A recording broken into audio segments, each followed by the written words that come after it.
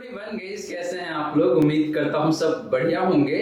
So guys, इन्वेस्टो pride के एक brand new video में आप लोगों का फिर से स्वागत है। एंड गाइस, आज के इस वीडियो में हम लोग बात करने वाले हैं 4 ऐसे म्यूचुअल फंड के बारे में जो कि kind of buy and forget type का म्यूचुअल फंड है। Guys, buy and forget mutual fund का कोई कॉन्सेप्ट नहीं होता है स्टॉक मार्केट में। ऐसा कोई म्यूचुअल फंड बना ही नहीं है जिसको आप बाय करके भूल जाएंगे और आगे चल के आपको काफी ढेर सारा पैसा बना के दे सकता है। ऐसा कोई म्यूचुअल फंड नहीं है इस मार्केट में। आपको एक सर्टेन टाइम के बाद यानी कि रेगुलर इंटरवल में आपने जिस भी म्यूचुअल फंड में इन्वेस्ट करा हुआ है उस म्यूचुअल फंड को रेगुलरली रिव्यू करने की जरूरत जरूर से पड़ता है। तो गाइस, ऐसा बिल्कुल भी नहीं है कि भाई आज के डेट में मैं बाय कर लूंगा 4 या 5 म्यूचुअल फंड और अगले 15 सालों के लिए भूल जाऊंगा। तो ऐसा आपको बिल्कुल भी सोचना भी नहीं चाहिए। बट गाइस, मैंने थंबनेल में क्यों लिखा है buy and forget mutual fund, इसके पीछे रीजन यहाँ पे ये है कि भाई ये चारों ही म्यूचुअल फंड इस तरीके का है जिसमें आप इन्वेस्ट करके आपको बहुत ज्यादा या फिर कह लीजिए बहुत फ्रीक्वेंटली रिव्यू करने की जरूरत नहीं पड़ेगा। साल में 1 बार या फिर 2 बार आपको रिव्यू करने की जरूरत पड़ सकता है। ये चारों ही म्यूचुअल फंड काफी शानदार होने वाला है आप सभी के लिए। गाइस, यहाँ पे 4 नहीं बल्कि मैं 8 म्यूचुअल फंड बताने वाला हूँ और अल्टीमेटली आपको उन 8 म्यूचुअल फंड में से 4 म्यूचुअल फंड बताऊंगा जहां पे आपको जाके इन्वेस्ट करना है। इन्वेस्ट करने का मतलब ये है गाइस कि आपको इन्वेस्टमेंट करने के लिए कंसीडर करना है उन चारों ही म्यूचुअल फंड को। और गाइस, इन चारों म्यूचुअल फंड में अगर आप इन्वेस्ट करते हैं अगले 15 से 20 सालों के लिए तो बहुत सारा पैसे बन के आ सकता है आपको। वहीं गाइस, अगर आपके मन में कोई डाउट है, कोई क्वेश्चन है तो कमेंट सेक्शन में पूछ लीजिए। एंड गाइस, अगर आप चाहते हैं कि मैं आपका म्यूचुअल फंड पोर्टफोलियो रिव्यू करूं देन आप अपना mutual fund portfolio comment section में मेंशन कर सकते हैं। आने वाले वीडियो में आपका जो पोर्टफोलियो है उसको मैं जरूर रिव्यू करके देने वाला हूं। वहीं गाइस, आईटीआर फाइलिंग का जो सीजन है ऑलरेडी स्टार्ट हो चुका है। आप सैलरीड क्लास पर्सन है या फिर करते हैं बिजनेस और आपने अपना आईटीआर अभी तक फाइल नहीं किया हुआ है देन आप मुझे कांटेक्ट कर सकते हैं या फिर मेरे टीम ऑफ एक्सपर्ट को कांटेक्ट कर सकते हैं। अगर आप एक सैलरीड क्लास पर्सन है इन दैट केस आपका आईटीआर मैं सिर्फ 749 रुपीज में ही फाइल करके देने वाला हूं। गाइस, कांटेक्ट इन्फॉर्मेशन आपको लेफ्ट या फिर राइट साइड में कहीं ना कहीं दिखने को मिल जाएगा।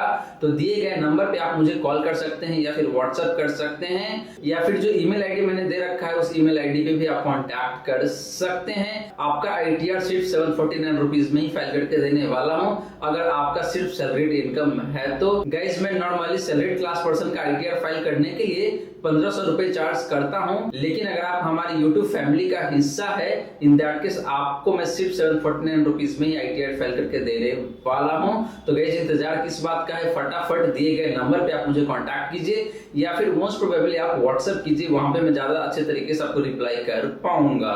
तो चलिए गाइस, स्टार्ट करते हैं आज का video. But guys, video start करने से पहले फटाफट कर दीजिए इस वीडियो को लाइक। एंड गाइस, आपने चैनल को अभी तक सब्सक्राइब नहीं किया हुआ है देन प्लीज सब्सक्राइब कीजिए चैनल को। साथ के साथ गाइस, नोटिफिकेशन बेल ऑन करके ऑल पे क्लिक कर लीजिएगा ताकि जब भी इस चैनल में वीडियो लेके आऊंगा सारे ही वीडियो का नोटिफिकेशन आपको मिलता रहेगा। तो गाइस, जैसे मैंने आपको बताया कि भाई हम लोग बात करने वाले हैं 4 ऐसे म्यूचुअल फंड के बारे में जो कि बाय एंड फॉरगेट टाइप का म्यूचुअल फंड है। तो यहाँ पे हम लोग 4 नहीं बल्कि हम लोग बात करने वाले हैं 8 म्यूचुअल फंड के बारे में डिफरेंट कैटेगरी से। तो चलिए गाइस, सबसे पहले बात कर लेते हैं large cap index fund category का और देखते हैं यहाँ पे भाई वो 2 म्यूचुअल फंड कौन सा है इंडेक्स कैटेगरी से जो कि आपके लिए काफी शानदार हो सकता है अगले 15 से 20 सालों के लिए। तो गाइस, बात करें लार्ज कैप इंडेक्स फंड का तो यहाँ पे मैंने 2 इंडेक्स फंड चूज करा हुआ है लार्ज कैप कैटेगरी से। पहला फंड है यहाँ पे आपका ICICI Prudential Nifty 50 index fund. दूसरा फंड गाइस यहाँ पे आपका UTI Nifty 200 momentum index fund. And guys, इन दोनों ही इंडेक्स फंड्स को अपन कंपेयर करने वाले हैं इसके कैटेगरी एवरेज से। तो सबसे पहले बात कर लेते हैं इन दोनों ही फंड्स का हिस्टोरिकल रिटर्न का। तो लास्ट 1 ईयर में ICICI Prudential Nifty 50 index fund का जो रिटर्न है जो निकल के आता है यहाँ पे आपका 23.53% का। UTI Nifty 200 momentum index fund का लास्ट 1 ईयर का रिटर्न की बात करी गई तो निकल के आता है यहाँ पे आपका 69.29% का। एंड बात करी गई इस कैटेगरी एवरेज का लास्ट 1 ईयर का रिटर्न का तो निकल के आता है यहाँ पे आपका 37.52% का। तो गाइस, लास्ट 1 ईयर में हालांकि देखें तो यहाँ पे दोनों ही फंड्स का रिटर्न काफी अच्छा दिखने को मिल रहा है, लेकिन अगर आप बात करते हैं ICICI Prudential Nifty 50 index fund का तो इसका रिटर्न बहुत अच्छा नहीं है। इस फंड ने अपने कैटेगरी एवरेज को मोटा मोटी 14% से अंडर परफॉर्म करा हुआ है। लेकिन जैसे ही आप बात करते हैं UTI Nifty 200 momentum index fund का, तो इस फंड का रिटर्न लास्ट 1 ईयर में बेहद ही शानदार दिखने को मिल रहा है, मोटा मोटी 69.5% के आसपास में, जो कि कैटेगरी एवरेज के कंपैरिजन में काफी ज्यादा दिखने को मिल रहा है। बात करेंगे इस पिछले 3 सालों का रिटर्न का, तो ICICI Prudential Nifty 50 index fund का जो रिटर्न है पिछले 3 सालों का, वो निकल के आता है यहाँ पे आपका 16.19% का। UTI Nifty 200 momentum index fund का पिछले 3 सालों का रिटर्न की बात करेंगे तो निकल के आता है यहाँ पे आपका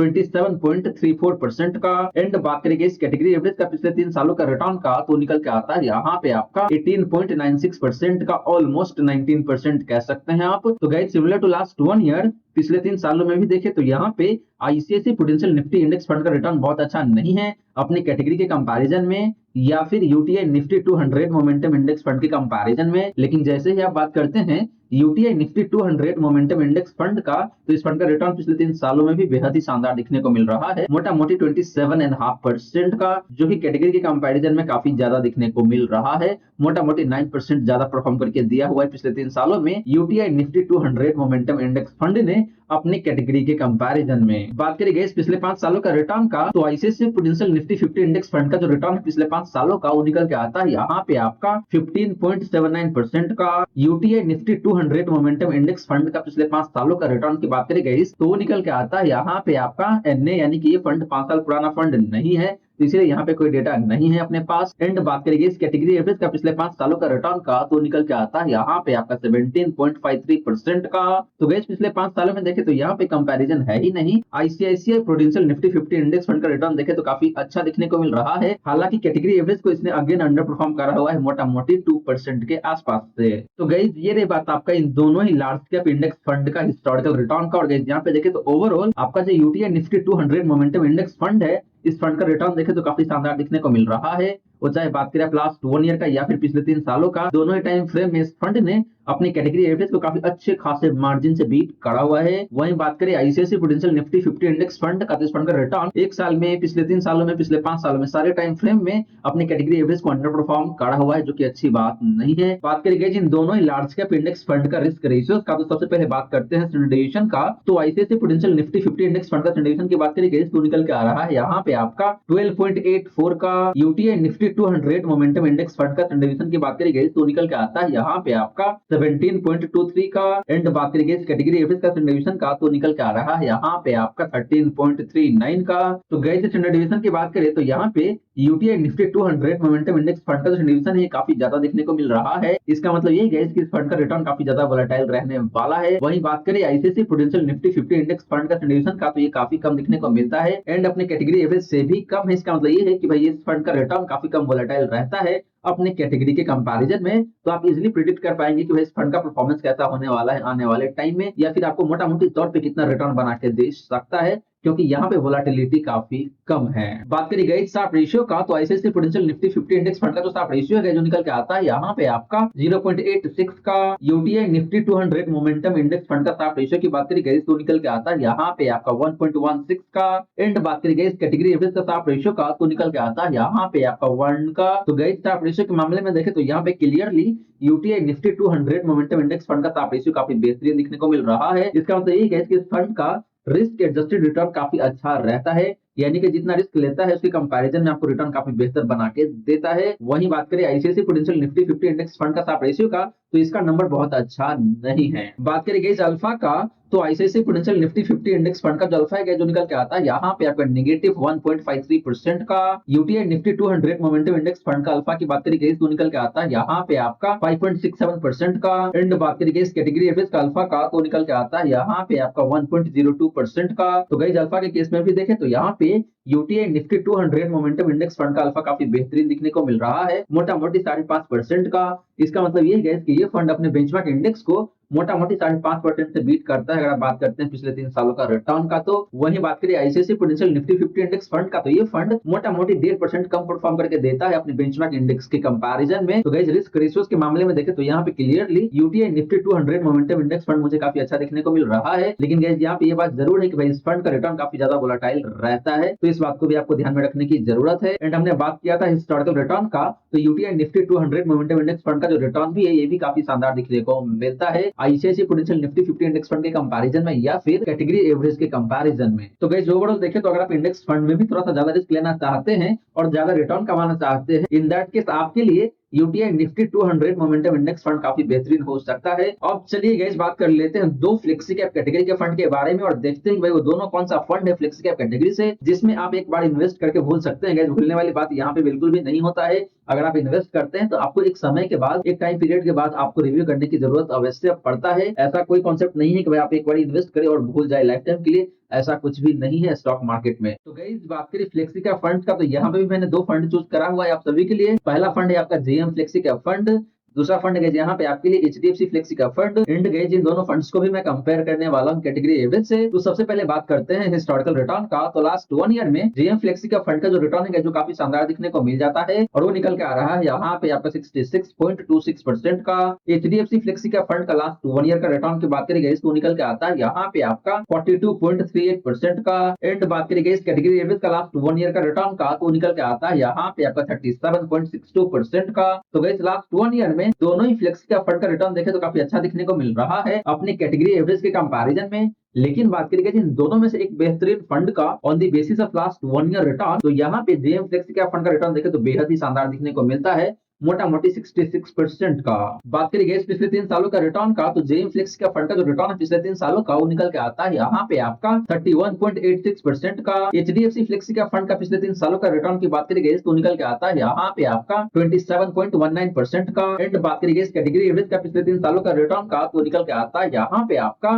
20.47% का। तो guys similar to last 1 year पिछले 3 सालों में भी देखें तो यहाँ पे इन दोनों ही फ्लेक्सी का फंड का रिटर्न काफी बेहतरीन दिखने को मिल रहा है अपने कैटेगरी एवरेज के कंपैरिजन में। लेकिन बात करेंगे इन दोनों में से एक बेस्ट फंड का on the basis of last 3 year return, तो यहाँ पे अगेन आपका जो जेएम फ्लेक्सी का फंड है इसका परफॉर्मेंस बेहद ही शानदार दिखने को मिल जाता है मोटा मोटी 32% का। एंड गाइस आपका जो एचडीएफसी फ्लेक्सी का फंड है इसका भी रिटर्न काफी अच्छा दिखने को मिल रहा है पिछले 3 सालों में मोटा मोटी 27% के आसपास में। बात करी गई पिछले 5 सालों का रिटर्न का, तो जेएम फ्लेक्सी का फंड का जो रिटर्न है पिछले 5 सालों का वो निकल के आता है यहाँ पे आपका 26.15% का। एचडीएफसी फ्लेक्सी का फंड का पिछले 5 सालों का रिटर्न की बात करी गई तो निकल के आता है यहाँ पे आपका 21.66% का। एंड बात करी गई कैटेगरी एवरेज का पिछले 5 सालों का रिटर्न का, तो निकल के आता है यहाँ पे आपका 18.93% का, ऑलमोस्ट 19% कह सकते हैं आप। तो guys similar to last 1 year and last 3 year time frame, last 5 year में भी देखें तो यहाँ पे इन दोनों ही फ्लेक्सी का फंड का रिटर्न काफी अच्छा, काफी बेहतरीन दिखने को मिल रहा है अपने कैटेगरी एवरेज के कंपैरिजन में।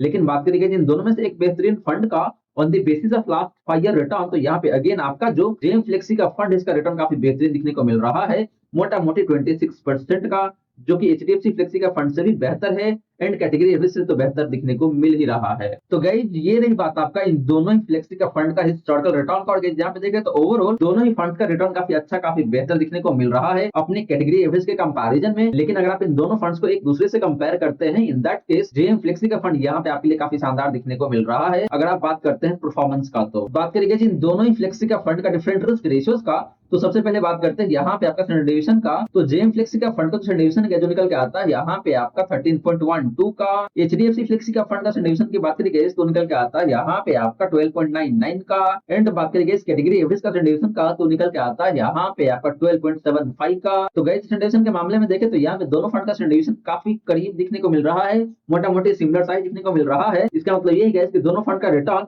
मोटा मोटी उतना ही वोलेटाइल रहता है जितना कैटेगरी एवरेज का रिटर्न यहाँ पे वोलेटाइल रहता है। तो वोलेटिलिटी के मामले में देखें तो दोनों फंड काफी अच्छा ही दिखने को मिल रहा है। बात करी गई शार्प रेशियो का, तो जेएम फ्लेक्सी का फंड का जो शार्प रेशियो है जो निकल के आता है यहाँ पे आपका 1.77 का। एचडीएफसी फ्लेक्सी का फंड का शार्प रेशियो की बात करी गई तो निकल के आता है यहाँ पे आपका 1.61 का। एंड बात करी गई कैटेगरी एवरेज का शार्प रेशियो का, तो निकल के आता है यहाँ पे आपका 1.14 का। तो गाइस शार्प रेशियो भी देखे तो यहाँ पे इन दोनों फंड का काफी अच्छा दिखने को मिल रहा है अपने कैटेगरी एवरेज के कंपैरिजन में। लेकिन बात करी गई इन दोनों में से एक बेस्ट फंड का on the basis of Sharpe ratio, तो फंड निकल के आता है यहाँ पे आपके लिए जेएम फ्लेक्सी का फंड, जिसका शार्प रेशियो यहाँ पे 1.77 का है। इसका मतलब यही है कि इस फंड का रिटर्न काफी अच्छा रहता है अपने रिस्क के कंपैरिजन में। बात करी गई अल्फा का, तो जेएम फ्लेक्सी का फंड का जो अल्फा है जो निकल के आता है यहाँ पे आपका 10.15% का। एचडीएफसी फ्लेक्सी का फंड का अल्फा की बात करी गई तो निकल के आता है यहाँ पे आपका 7.86% का। एंड बात करी गई कैटेगरी एवरेज का अल्फा का, तो निकल के आता है यहाँ पे आपका 1.73% का। तो गई इन दोनों फंड का अल्फा भी देखे तो काफी बेहतरीन दिखने को मिल रहा है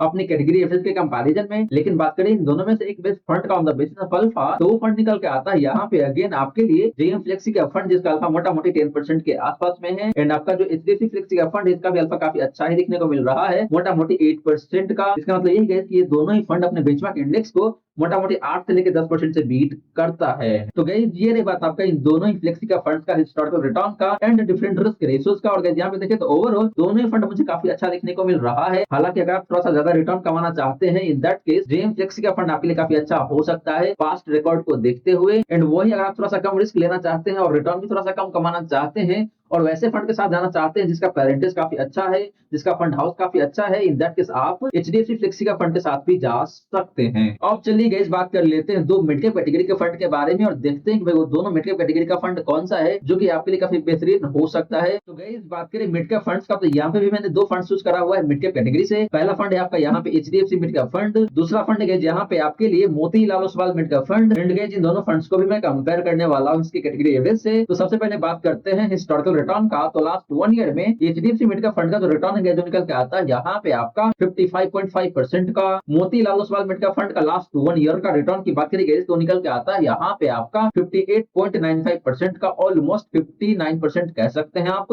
एंड बात करी गई कैटेगरी एवरेज का लास्ट 1 ईयर का रिटर्न का, तो निकल के आता है यहाँ पे आपका 54.24% का। तो गाइस लास्ट 1 ईयर में दोनों ही मिड कैप फंड का रिटर्न देखें तो अच्छा ही दिखने को मिल रहा है अगर आप कैटेगरी एवरेज से कंपेयर करते हैं तो। लेकिन बात करें इन दोनों में से एक बेस्ट फंड का on the basis of last 1 year return, तो यहाँ पे Motilal Oswal mid cap fund का रिटर्न देखें तो काफी अच्छा देखने को मिल रहा है, मोटा मोटी 59% का। लेकिन गाइस यहाँ पे इसका मतलब बिल्कुल भी नहीं है कि भाई एचडीएफसी मिड कैप फंड का रिटर्न खराब है, ये भी काफी अच्छा देखने को मिल रहा है, मोटा मोटी 55.5% का। बात करी गई पिछले 3 सालों का रिटर्न का, तो एचडीएफसी मिड कैप फंड का जो रिटर्न पिछले 3 सालों का वो निकल के आता है यहाँ पे आपका 30.71% का। Motilal Oswal mid cap fund का पिछले 3 सालों का रिटर्न की बात करी गई तो निकल के आता है यहाँ पे आपका 38.63% का। एंड बात करी गई कैटेगरी एवरेज का पिछले 3 सालों का रिटर्न का, तो निकल के आता है यहाँ पे आपका 27.02% का। तो गाइस पिछले 3 सालों में भी देखे तो यहाँ पे इन दोनों मिड कैप फंड्स का रिटर्न काफी अच्छा, काफी बेहतर देखने को मिल रहा है अपने कैटेगरी एवरेज के कंपैरिजन में। लेकिन बात करी गई इन दोनों में से एक बेस्ट फंड का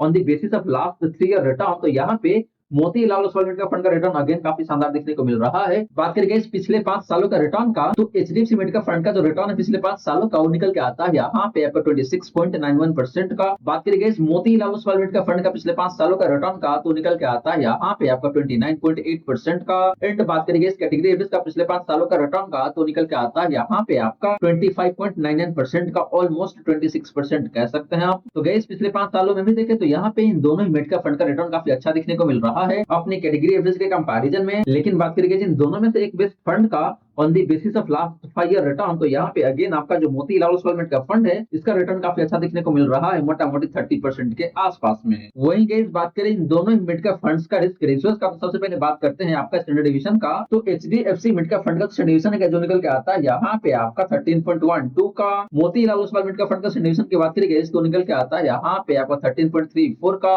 एंड बात करेंगे इस कैटेगरी एवरेज का स्टैंडर्ड डिवीजन का, तो निकल के आता है यहाँ पे आपका 13.98 का। तो गाइस स्टैंडर्ड डिवीजन के मामले में देखें तो यहाँ पे दोनों फंड का स्टैंडर्ड डिवीजन अपने कैटेगरी एवरेज से कम दिखने को मिल रहा है। इसका मतलब ये है कि दोनों ही फंड्स का रिटर्न काफी कम वोलेटाइल रहता है। बात करी गई शार्प रेशियो का, तो एचडीएफसी मिड कैप फंड का जो शार्प रेशियो है जो निकल के आता है यहाँ पे आपका 1.72 का। Motilal Oswal mid cap fund का शार्प रेशियो की बात करी गई तो निकल के आता है यहाँ पे आपका 2.13 का। एंड बात करी गई कैटेगरी एवरेज का शार्प रेशियो का, तो निकल के आता है यहाँ पे आपका 1.41 का। तो गई इन दोनों फंड का शार्प रेशियो भी देखे तो यहाँ पे काफी अच्छा दिखने को मिल रहा है। इसका मतलब यही है कि दोनों फंड जितना रिस्क लेता है उसके कंपैरिजन में आपको काफी अच्छा रिटर्न बना के देता है। लेकिन बात करें इन दोनों में से एक बेस्ट फंड का on the basis of Sharpe ratio तो फंड निकल के आता है यहाँ पे आपके लिए मोतीलाल ओसवाल लिमिटेड का फंड जिसका शार्प रेशियो 2.13 का है। बात करें गाइस अल्फा का तो एचडीएफसी लिमिटेड का फंड का जो अल्फा है जो निकल के आता है यहाँ पे आपका 4.3% का। मोतीलाल ओसवाल लिमिटेड का फंड का अल्फा की बात करें गाइस तो निकल के आता है यहाँ पे आपका 12.21% का। एंड बात करें गाइस कैटेगरी एवरेज का अल्फा का तो निकल के आता है यहाँ पे आपका 0.7% का। तो गाइस यहाँ पे देखें तो अल्फा भी इन दोनों फंड का काफी अच्छा दिखने को मिल रहा है अपनी कैटेगरी के कंपैरिजन में। लेकिन बात करें इन दोनों में से एक बेस्ट फंड का on the basis of alpha तो यहाँ पे क्लियरली दिखने को मिल रहा है कि भाई जो मोतीलाल ओसवाल लिमिटेड का फंड है इसका अल्फा काफी बेहतरीन है 12.21% का। इसका मतलब ये है कि भाई ये फंड अपने बेंचमार्क इंडेक्स को मोटा मोटी 12.21% से बीट करता है पिछले 3 साल का रिकॉर्ड की बात करते हैं तो गाइस ये रही बात आपका इन दोनों मिड का फंड का हिस्टोरिकल रिटर्न का एंड डिफरेंट रिस्क रेशियोज का। और गाइस यहाँ पे देखें तो ओवरऑल दोनों ही फंड काफी अच्छा देखने को मिल रहा है अगर आप कैटेगरी एवरेज से कंपेयर करते हैं तो। लेकिन अगर आप इन दोनों फंड को एक दूसरे से कंपेयर करते हैं in that case Motilal Oswal limited का फंड काफी ज्यादा बेहतर दिखने को मिल रहा है चाहे बात करें आप रिटर्न का या फिर रिस्क रेशियोज का। अब चलिए गाइस बात कर लेते हैं दो स्मॉल कैप कैटेगरी के फंड के बारे में। तो गाइस बात करें स्मॉल कैप फंड्स का तो यहाँ पे भी मैंने दो फंड चूज करा हुआ है। पहला फंड है आपके लिए Nippon India small cap fund, दूसरा फंड है जहाँ पे आपके लिए टाटा स्मॉल कैप फंड। इंडिकेज इन दोनों फंड्स को मैं कंपेयर करने वाला हूँ कैटेगरी एवरेज से। तो सबसे पहले बात करते हैं हिस्टोरिकल रिटर्न का। तो लास्ट 1 ईयर में निप्पॉन स्मॉल कैप फंड का जो रिटर्न है जो निकल के आता है यहाँ पे आपका 58.73% का।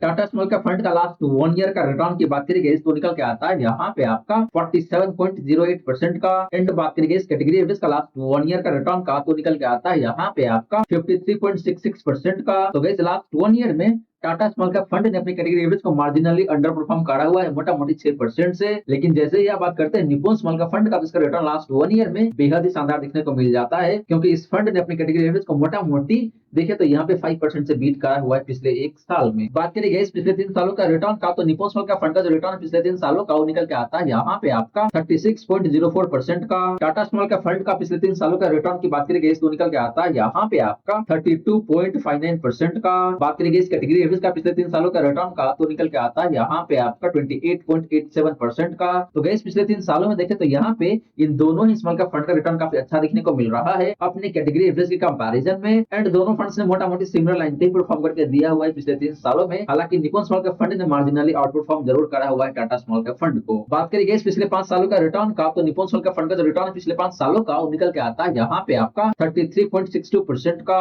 टाटा स्मॉल कैप फंड का पिछले 5 सालों का रिटर्न की बात करेंगे तो निकल के आता है यहाँ पे आपका 31.35% का। एंड बात करेंगे इस कैटेगरी एवरेज का पिछले 5 सालों का रिटर्न का तो निकल के आता है यहाँ पे आपका 29.66% का। तो गैस पिछले 5 सालों में भी देखें तो यहाँ पे इन दोनों ही स्मॉल कैप फंड का रिटर्न ऑलमोस्ट सिमिलर साइज दिखने को मिल रहा है। मोटा मोटी 2% का डिफरेंस है या फिर कह लीजिए 1.5% का डिफरेंस दिखने को मिल रहा है जो कि कैटेगरी के कंपैरिजन में अच्छा ही दिखने को मिल रहा है। तो दोनों फंड का रिटर्न काफी अच्छा है काफी बेहतर है पिछले 5 सालों में अगर आप कंपेयर करते हैं कैटेगरी एवरेज से। तो बात करेंगे इन दोनों ही फंड्स का रिस्क रेशियोज का तो सबसे पहले बात करते हैं स्टैंडर्ड डिवीजन का। तो निप्पॉन स्मॉल कैप फंड का स्टैंडर्ड डिवीजन जो निकल के आता है यहाँ पे आपका 14.93 का। टाटा स्मॉल कैप फंड का स्टैंडर्ड डिवीजन की बात करेंगे तो निकल के आता है यहाँ पे आपका 14.59 का। एंड बात करेंगे इस कैटेगरी एवरेज का स्टैंडर्ड डिवीजन का तो निकल के आ रहा है यहाँ पे आपका 15.54 का। तो गाइस स्टैंडर्ड के मामले में देखें तो यहाँ पे इन दोनों फंड का स्टैंडर्ड काफी अच्छा दिखने को मिल रहा है अपनी कैटेगरी एवरेज के कंपैरिजन में। इसका मतलब यही गाइस इन दोनों फंड का रिटर्न काफी कम वोलेटाइल रहता है अपनी कैटेगरी एवरेज से।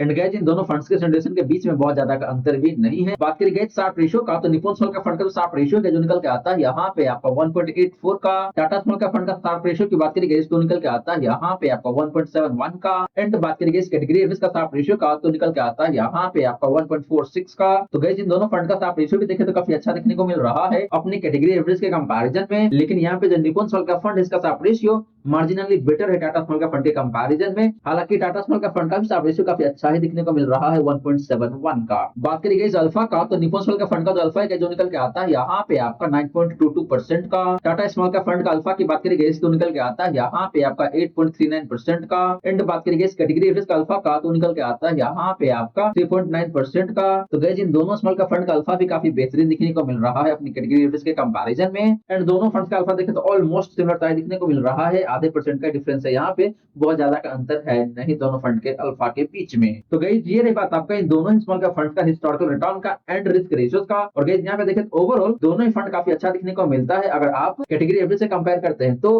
हालांकि लास्ट 1 ईयर में टाटा स्मॉल का फंड का रिटर्न देखें तो थोड़ा सा कम जरूर है अपने कैटेगरी एवरेज के कंपैरिजन में, लेकिन जैसे ही आप बात करते हैं पिछले 3 सालों का या फिर पिछले 5 सालों का, तो यहाँ पे रिटर्न काफी शानदार है दोनों ही फंड का। बल्कि निप्पॉन स्मॉल कैप फंड ने लास्ट 1 ईयर में भी काफी शानदार तरीके से आपको रिटर्न बना के दिया हुआ था। एंड गाइस अगर आप बात करते हैं रिस्क रेशियोज का, तो यहाँ पे दोनों फंड का रिस्क रेशियोज काफी अच्छा देखने को मिल रहा है। तो दोनों फंड काफी शानदार है। एक फंड थोड़ा सा ज्यादा रिस्की यहाँ पे है और दूसरा फंड थोड़ा सा कम रिस्की है, तो रिटर्न भी थोड़ा सा कम है। तो आप अपने रिस्क प्रोफाइल के अकॉर्डिंग दोनों में से किसी एक फंड को चूज कर सकते हैं। बट गाइस यहाँ पे ध्यान रहे कि भाई इन दोनों फंड में सिर्फ और सिर्फ एसआईपी ही अलाउड है, लमसम अलाउड नहीं है। तो गाइस ये रही सारी की सारी बातें जो हमने की आज के इस वीडियो में। और गाइस यहाँ पे मैंने आपको 8 म्यूचुअल फंड के बारे में काफी डिटेल में बताया है। और गाइस यहाँ पे मैंने उन 8 म्यूचुअल फंड का हिस्टोरिकल रिटर्न के बारे में काफी अच्छे से बताया है एंड डिफरेंट रिस्क रेशियोज के बारे में काफी अच्छे तरीके से बताया है। तो आपको यहाँ पे काफी अच्छे तरीके से पता चल गया होगा कि भाई कौन सा फंड आपके लिए बेहतर हो सकता है based on your risk profile. तो गाइस आप अपने रिस्क प्रोफाइल के अकॉर्डिंग इन 8 में से 4 म्यूचुअल फंड को चूज कर सकते हैं, या फिर कह लीजिए कंसीडर कर सकते हैं इन्वेस्ट करने के लिए या फिर रिसर्च करने के लिए। गाइस यहाँ पे एक डिस्क्लेमर दे दूं कि भाई आपको इन्वेस्ट करने से पहले खुद भी रिसर्च कर लेना चाहिए एंड अपना जो फाइनेंशियल एडवाइजर है उनसे भी कंसल्ट कर लेना चाहिए, उसके बाद ही जाके इन्वेस्ट करना चाहिए। सो गाइस आशा करता हूं जितनी भी बातें मैंने बताने की कोशिश किया है सारी की सारी बातें आपको समझ में आ गया होगा। मन में अगर कोई डाउट है कोई क्वेश्चन है तो कमेंट सेक्शन में पूछ लीजिए। वहीं गाइस वीडियो अच्छी लगी हो तो वीडियो को लाइक करके अप्रिशिएट जरूर करें। एंड गाइस आपने चैनल को अभी तक सब्सक्राइब नहीं किया हुआ है देन प्लीज सब्सक्राइब कीजिए चैनल को। साथ के साथ गाइस नोटिफिकेशन बेल ऑन करके ऑल पे क्लिक कर लीजिएगा ताकि जब भी इस चैनल पे वीडियो लेके आऊंगा सारे ही वीडियो का नोटिफिकेशन आपको मिलता रहेगा। और गाइस फिर से रिपीट कर दूं कि आपने अपना आईटीआर अभी तक फाइल नहीं किया हुआ है देन दिए गए नंबर पे आप मुझे व्हाट्सएप कीजिए या फिर फटाफट कॉल कीजिए। आपका आईटीआर में सिर्फ 749 रुपीज में ही फाइल करके देने वाला हूँ। So guys thank you so much for watching this video. मिलते हैं अगले वीडियो में। जय हिंद जय भारत।